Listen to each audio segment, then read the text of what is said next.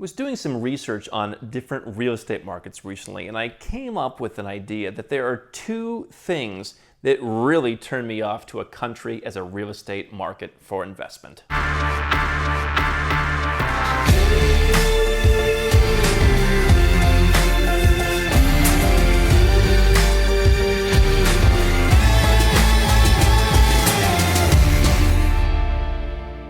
Hey, I'm Andrew Henderson, and they say if you spend your free time doing for free what you do in your job or in your business, you're doing the right thing, and that is me. When I'm not working during the week with our research team trying to research new real estate markets and new opportunities around the world, I do it on the weekend. I drive everybody crazy. I'm constantly looking at new markets, and that's really what gives me the basis for planting the seeds for markets that I want us to explore. So I was doing some research last weekend on different European real estate markets. We've got some people right now that we're helping.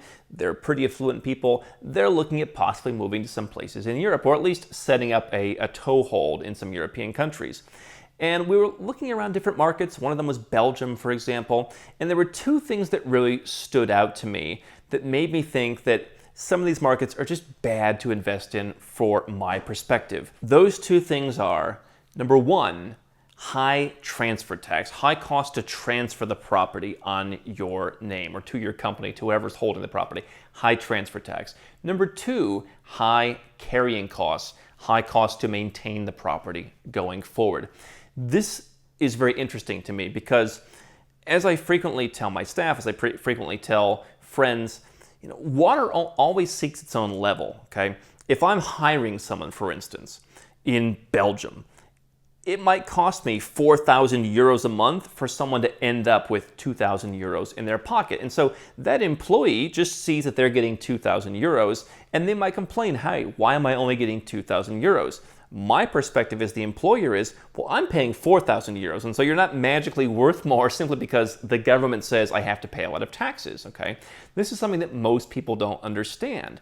And so in the same way, I look at real estate markets and say, a market is not worth more to me. In fact, it's worth much less to me if I've got to pay high upfront costs and high carrying costs. Now, most people invest in real estate where they live, and so they just deal with it as a matter of course. In Belgium, for example, transfer tax that we found was around 12%. Okay, a lot of European countries have very high transfer taxes. Some have higher taxes on foreigners, so if you're a local, you don't deal with that as much. Others, it's the same for everybody.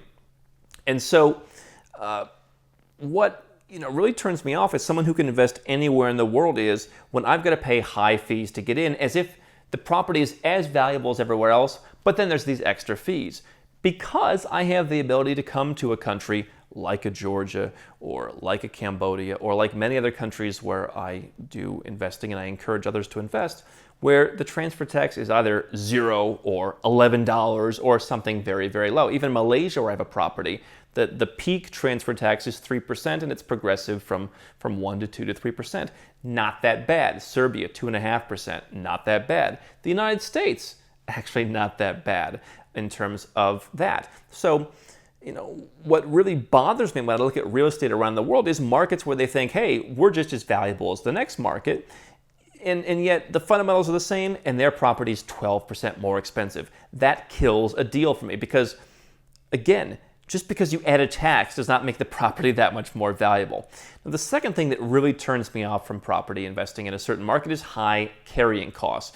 Growing up in the United States, I wrote in my book that my parents moved from one part of Cleveland, Ohio to another part of Cleveland, Ohio because the place we moved to had half the property taxes. It was right on the boundary of a county line. Literally, the other county was in our backyard. You could throw a stone and hit the other county, and the people who lived, 100 feet or 200 feet behind us paid double or more the property taxes. It's that imaginary line where on one side you get a great deal, on the other side you pay more just because of artificial lines.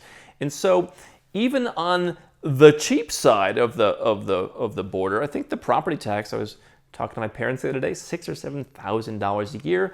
I know people who live in very modest homes in suburbs of New York, on Long Island. They pay $15,000, $20,000, $25,000 a year in property taxes. And yet, what is it that makes those places better than somewhere else? Okay. when people sometimes get confused as to why I invest in certain markets, these are two factors that are actually very important to me, because if I'm going to use a property for my own personal use, I've talked about why I keep my homes empty when I'm not there. I went to look at property for sale in Montreal recently. I was talking to a guy about Montreal. Something like $30,000 a year Canadian just to keep the property managed with the homeowners association, with the school tax. $30,000 a year. Now, if I'm going there and I'm spending 2 or 3 months a year there, that's a pretty high cost. Why do I want to keep that property in my portfolio? It's not an amazing property. It's a nice property, but it's not like it's a $10 million mansion, right? So as a percentage of the value of that house, $30,000 is crazy. Why would I want to have that property if I can choose to go and invest and live anywhere I want? I don't. I buy properties in places where the carrying costs are very low. Homeowners association is in the hundreds, or maybe 1,000 or even 2,000, but not 30,000. Property taxes are nil or very low. And I think that's what a lot of people in the West don't quite understand. People ask me, Andrew, what are your property taxes on these places? I said, next to nothing. If you live in one of these high-tax Western countries, you probably would fall off your chair if you learned how little I'm paying, because I go and focus on governments that don't charge me a lot up front, don't charge me a lot ongoing. And I think that that's part of a greater thing, right? Countries that get their money from other sources, or countries that don't need as much money in the first place because they're just more nimble, I think are just better places to be from a macro view. And I think that the lower taxes going in and on an ongoing basis are merely reflective of those policies. Pro-business countries aren't trying to squeeze every penny from people generally.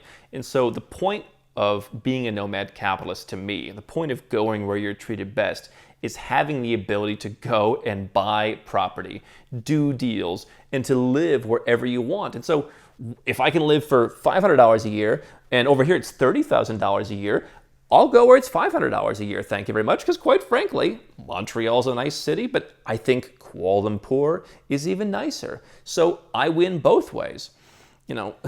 I think I can sum it up. I went to look at a property for sale. I wanted to get a nicer home in Kuala Lumpur. I was looking for a little bit bigger house.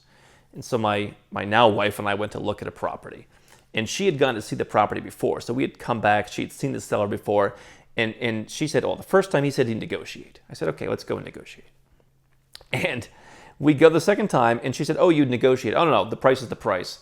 And she's like, well, what are you talking about? And he said, we're not desperate. We're not desperate to sell. And my response, I'm less desperate. I can buy here, I can buy there, I can buy over here, I can buy nothing at all, I can do whatever I want. You've got a property in Kuala Lumpur, your life is in Kuala Lumpur, I can go to Tbilisi, I can go to Kathmandu, I can go to Mexico, I can go wherever I want. And that's the attitude I want you to have. You do not have to buy these properties where there's a 12% transfer tax. By the way, Singapore on that front totally fails for me. Low yield, I think shaky growth potential.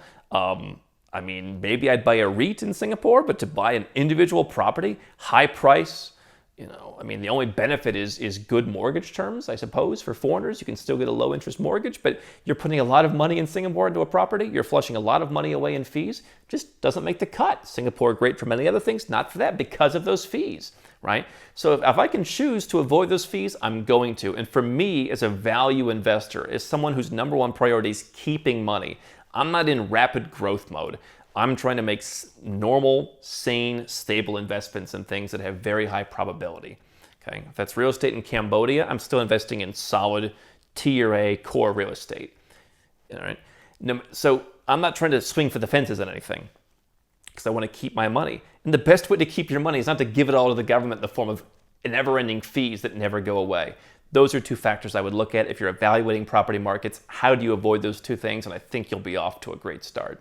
Hi, I'm Andrew Henderson from Nomad Capitalist. I wrote this book, which you can find on Amazon, to distill a lot of the stuff we talk about in these videos and a lot of the stuff I've learned over the last decade plus traveling all around the world, teaching you about how to legally reduce your taxes, build your personal freedom, and create wealth faster. Definitely get a copy of this book if you want to learn more. Now, if you want to watch more videos, make sure you subscribe to our channel and make sure you click the notifications bell so you never miss one of our new videos with more tips on how to go where you're treated best. And if you're already a 6 or 7-figure entrepreneur and you'd like to put these strategies in place for yourself, go to nomadcapitalist.com and learn about how I can help you.